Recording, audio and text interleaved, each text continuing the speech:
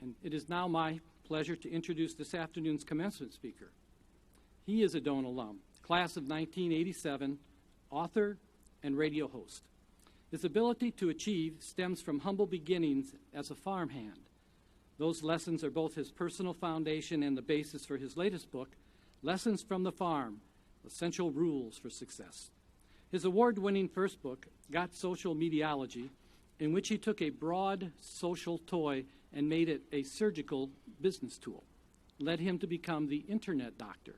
He spent years on the airwaves calling out gaffes and helping to prevent DFMD, digital foot and mouth disorder. As an athlete and sports fan, the next logical step was to target DFMD in college athletics. He did so with the Social Media Playbook for student athletes and the Social Media Playbook for coaches and administration. Since he had been interviewed on regional and national radio and TV to separate the myths from methodology, the change in direction inspired his own successful radio podcast, A New Direction, providing weekly interviews with best-selling authors and experts from around the world who would inspire change in the lives and careers and businesses of others. He is a professional member of the National Speakers Association, the American Psychological Association, and manager of the Psychological Marketing Network on LinkedIn. And, by the way, he also taught psychology for more than 20 years at several universities, including Washington State University and North Carolina State University. So, ladies and gentlemen and students, may I present Mr. J. Izso.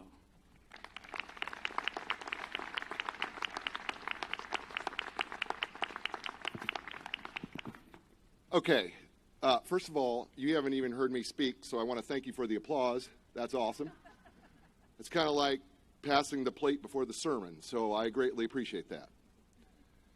So my publicist wrote that introduction. I did not write that introduction, okay? I just want to get that straight and right up front. Doane graduates of 2019. Let me tell you what. First of all, I want to say congratulations, and the second thing I want to say to you is, wow, are you guys young? I don't think we looked that young 32 years ago. You know, I sat in those chairs 32 years ago. No, seriously, I looked at them. They're exactly the same chairs we sat in. I don't know how they've made it that long. I actually don't. Is there a special section for the people who have Latin words after their name? So, who are the people who got, like the summa cum laude, magna? Who are you people? Is there anybody here? Where are they at? Oh, well, you can raise your hand. It's okay. You were the people who actually studied here. Okay, it's all right. You can, it's fine. They got people who go, oh, yeah, I graduated summa cum laude. You know that people are reading the program, right? And they think that's what your degree is in, okay? Seriously, they're going, what is that degree? I didn't know you could major in that. I had no idea. How much do they make? What do they do, right? I've done some research in terms of what graduates want from their commencement speaker. And according to MIT, what you graduates want are two things: to be entertained and to have something unexpected happen. Sadly, I'm not going to provide either one of those today. No, it's awesome, and it's such a great honor to be here and to be in front of you. We're going to try to have some fun. So let's start right now by doing the unexpected, can we? Because I got to tell you something. As a guy who writes books on social media, I got to get a selfie of this, okay? Not you guys. I'm talking about them. All right, everybody, come on. I'll just go right around the room here. Here we go. Awesome. Cheese. Here we go. Yeah, there we go. Yeah, awesome. Awesome. Here we go. One more. Right here. Awesome. Okay, that was unexpected, because if there was ever a commencement speaker who had did that before, I'm going to be really disappointed. I need to go away from you for a second. I need to talk to your parents. Is that cool? Can I talk to your parents for just a second? Okay, thank you. Appreciate it. Moms, dads, congratulations.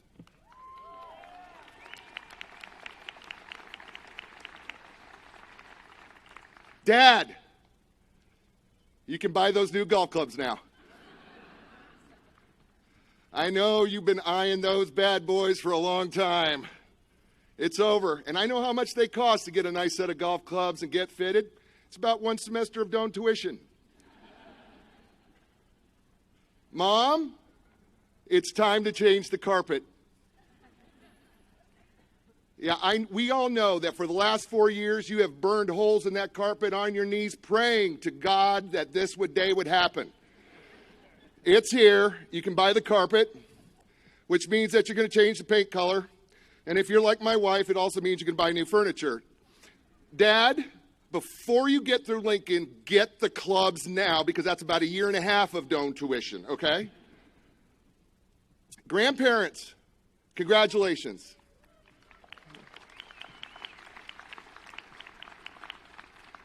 Right? I mean, it's kind of like your kids were kind of a meh, but they did produce great offspring, you know?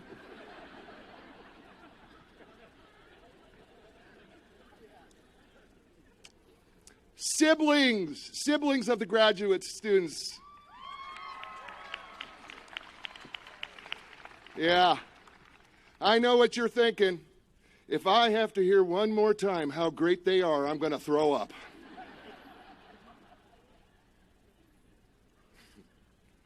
Friends of the graduates.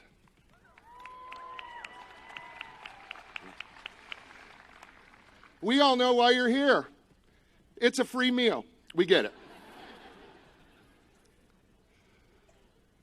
I would be remiss if I did not thank the Doan administration, Dr. Carter, Dr. Savory, faculty that I've met, the staff. You've been very kind and generous to me, and I want to just say thank you to both of you for this campus is beautiful because 32 years ago, so many of these buildings were not here, and it's gorgeous. But the one thing that has remained at Doan College is the love and the caring and the support that these people have managed over all these years to maintain. And that's awesome. That's a commence to you. Can we give them a hand? Because that's an amazing part of what we do. Dr. Savory kept emailing me and has reminded me over the course of the last 3 days as I've toured this campus, keep it short. Well, we'll see what happens. I do want to say one other person do I need to thank, and it's Marty Fye. Everybody knows Marty, right? And where's he at? Where's Marty at? Does anybody see him, Marty? Marty was handing out there he is in the back. Marty was handing out programs. He'll be coming through the aisle with peanuts and popcorn and a soda. Just find him later. Marty, I just want to say, first of all, Marty was my resident advisor when I came to Doan 37 years ago. And he was my first friend because he was the resident advisor. That was all our first friends. And for when we were freshmen here, and great guy. And Marty said, Marty, I want to say thank you, and I'm sorry. Because after today, they will never let you pick another commencement speaker. And while you're in the unemployment line, feel free to use me as a reference, whatever that's worth. I came from a small town of 119 people called Ithaca, Nebraska, which is right near Wahoo. I was a farm hand. Anybody here, were you on the farm? Here, graduated farmers? Okay, no. Okay, well, I was the only one then. That's okay. I was a farm hand. I barely had a C plus in high school.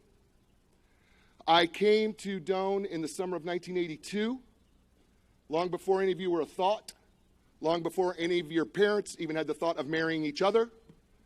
I was here. Came by myself. My parents did not have much money. And I showed up here, and I talked to a man by the name of Mr. Steve Rasmussen. And I talked my way into Doan College. And there was a caveat. The caveat was I could come here, but I had to take the ACT test because I'd never taken one. I never took that ACT test. And to be quite frank, I'm not going to take it now.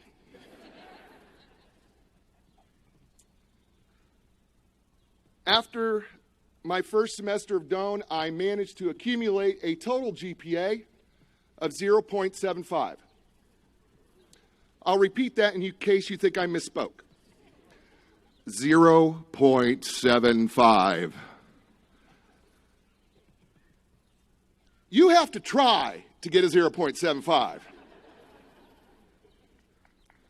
There's like one of the faculty is clapping about that right now. Wow, that's awesome.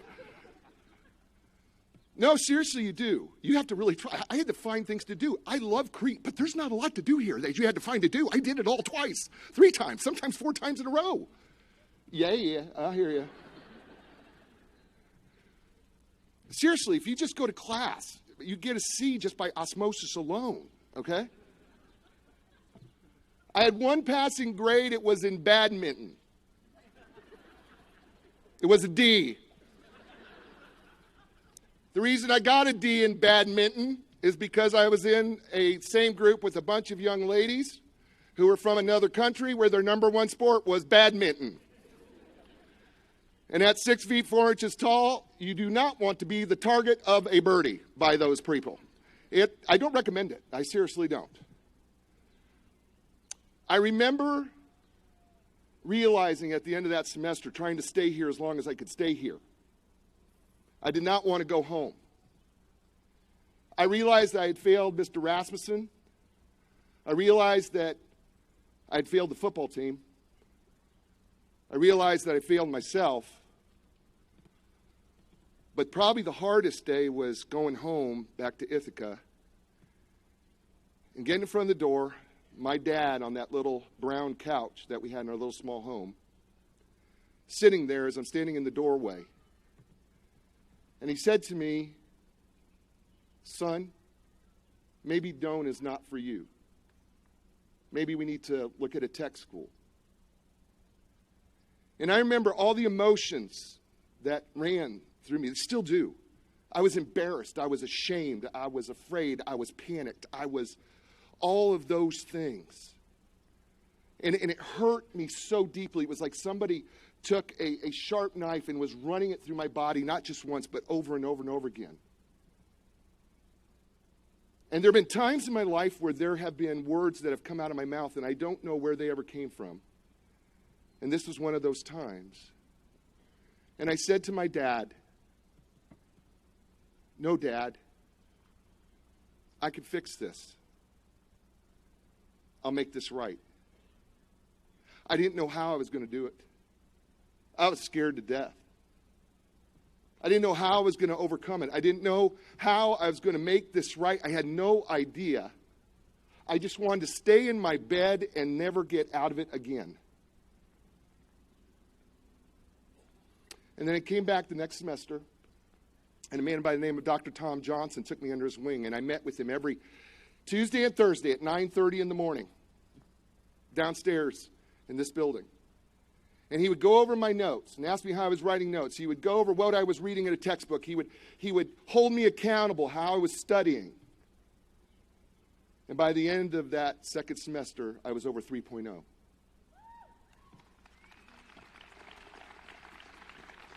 Okay, nobody's ever clapped for me academically. I just want to let you know that, so thank you for that. By the end of my career here, the last 3 or 4 semesters, I was on the dean's list. And I remember Dr. Ziegler, who was the dean here at the time, pulled me into his office and said, "I am so proud of you." And that was an amazing moment. And subsequently, I was married here, went to grad school, didn't get accepted at any college, but my wife got accepted at all of them. So I just tagged along, and I went to the psychology department at Washington State University, and I handed them back the rejection letter and said, "You're wrong." And they said, "No, we're not. We've seen your grades." They accepted me. I talked my way into grad school. I ended up getting divorced, had a child during grad school. I take my dream job at North Carolina State University, thinking I'm going to be the greatest sports psychologist in the world, and then 4 years later, it's gone. Out of work, overeducated, underexperienced. In North Carolina, don't know a soul. I meet a woman who is so successful and so beautiful, somehow we got married. It's so unexpected. And I love her dearly, and for the 20-plus years that we've been married, when she says to me, "You can run through a brick wall," I believe I still can. Because being loved unconditionally is unexpected. I remember she told me, you need to be a speaker. Didn't know how to do it. Asked a friend, how do I become a speaker? He said, write a book. I said, you know, Dr. Purdon gave me a C+ in remedial English at Doane College.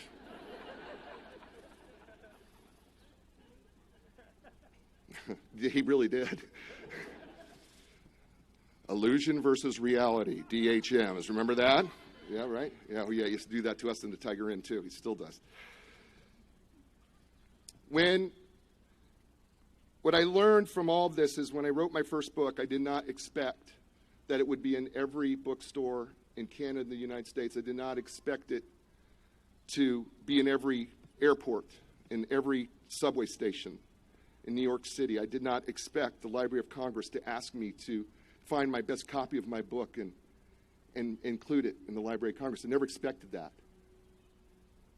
You see, stories are like that. See, the best stories in the world have to have a villain. If stories don't have a villain, whether it's self-inflicted or something bad happens to you, see, there's no heroes. See, you can't be a hero if something bad doesn't happen. The pain of things has to happen if you can demonstrate your worth, if you can demonstrate what metal you are inside, that you could demonstrate who you really are so that people could see what you really are. You've got to have that pain. You've got to have those villains because that's what makes the story. But more than that, it's what makes the unexpected life. And I've got 4 ingredients to leading that unexpected life. Because you're going to deal with pain. You're going to deal with the villains. Some you're going to do to yourself, some are just going to happen. The first is when that bad villain shows up, you have got to get up. I don't care how you feel, you have got to get up. You've got to get up physically, you have to get up mentally, you have to get up emotionally, you have to get up spiritually, you have got to get up. No matter what life deals you, you've got to get up. Newton was right. A body in motion stays in motion. A body at rest stays in rest. You have got to get up. To quote the great philosopher, Sylvester Stallone, it's not how hard you hit, it is how hard you can be hit and keep going. And I just quoted Sylvester Stallone. The second ingredient is you've got to do things afraid. Fear is the greatest villain that you will ever face in your life. It wants to keep you right where you're at. Do you realize that it is Saturday? And there are people in this audience who are so trapped by fear that they are already dreading Monday morning's job because they're afraid they can't get out. Because fear wants to say you can't. Fear wants to say it's impossible. Fear wants to say it's improbable. Fear is the greatest villain you ever have. And I got to tell you something. If you wait for fear to go away, it will never go away. You have to do it afraid. You have to do it afraid. And then understand that you have 2 things always under your control. The first is your attitude.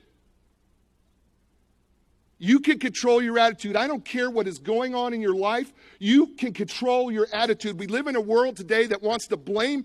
We want to blame everybody else for how I feel. When we blame everybody else for how I feel, do you know what we're saying? You own me. And nobody should be owned. Nobody should be owned mentally. Nobody should be owned emotionally. Nobody should be owned. You are in control of your emotions. You can control that. It is up to you to be positive today. It is up to you to say today is going to be great. You're in control of that. And I want to give you a little tip. Just something little you can take home with you. All of you can take this home. Buy yourself a little diary notebook. And every morning that you wake up, I want you to open up that notebook to the page, and I want you to write that date, first thing in the morning. And I want you to write down 7 things that you are grateful for in that book. I don't care what it is. I don't care if it's a cup of coffee. I don't care if it's your dog. I don't care if it's your cat, even if you can be thankful for cats. I don't care what it is. To be thankful for, write down 7 things. Because you know what? That's how you're going to start your day. But what's even greater than all of that is that I don't care what happens to you during your day. When you go home at night before you go to bed, if it was a bad day, I want you to open up that book, because those 7 things that you were grateful for in the morning are still there at night. And you can be grateful for them. And the last thing that you're in total control of is your effort. You can always control your effort. You can always give a little more. You can always work a little harder. You know why most relationships fail? It isn't because people fall out of love. It's because they quit trying. They quit giving the effort. That's why things fall apart. Brenda Moore is the head coach of the Carolina Hurricanes NHL team. They're currently in the Stanley Cup playoffs. And he's a friend of mine, and in 2006, I got to train with him for one summer. And he said to me, effort is the one thing that I can absolutely control. I can't control what the puck does. I cannot control what the other players do. I cannot control what the referees do. I cannot control the ice, but I can control what I do. You have that ability to control what you do and your effort. And when you allow those things to happen, when you understand those things, you leave yourself open to living the most unexpected life, because you're all going to write a story. Because 0.75 is standing before you right now, and he's your graduation speaker. And that's pretty darn unexpected. That's not supposed to happen. And as great as this moment, and as thankful as I am for this moment, and with all the gratitude I have at this moment, there was one moment that was greater, and I want to share it.